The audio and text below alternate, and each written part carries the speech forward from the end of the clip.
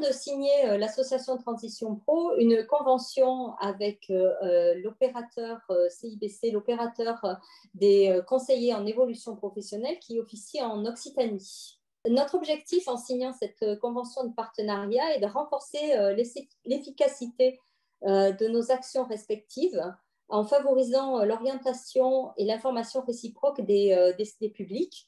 Dans le but de coopérer afin de sécuriser le maximum de parcours des salariés de l'Occitanie.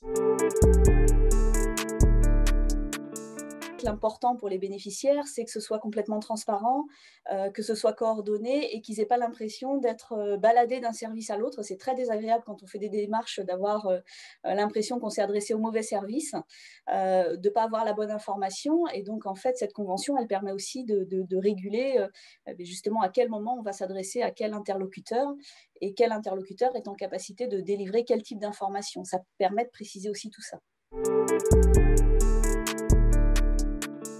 Construire son projet professionnel, et cette construction, elle se fait tout au long de la vie, ben, ça se fait avec un accompagnement. Ce n'est pas parce qu'on a sur un smartphone tout l'accès aux offres de formation que forcément ben, on est en capacité de pouvoir vraiment valider et mettre en place un projet réel, réaliste et qui peut être mis en place de manière sécurisée. Et c'est là où effectivement le service du CEP a son importance.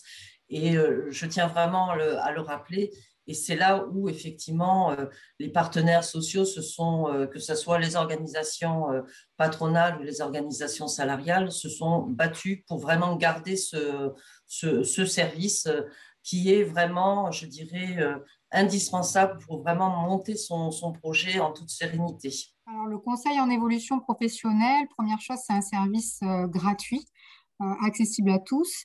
Quel que soit son statut, on peut y accéder. C'est vrai que nous, on va accompagner les salariés, les indépendants, mais on peut aussi accéder au service si on est demandeur d'emploi, travailleur handicapé, par exemple. Voilà, en fonction de son statut, il y a différents opérateurs. Et ce service-là, son objectif, c'est d'accompagner du coup les personnes à faire le point sur leur situation professionnelle, mais aussi à formaliser un projet professionnel et surtout à les aider à mettre en place ensuite le plan d'action pour mettre en œuvre finalement ce projet-là.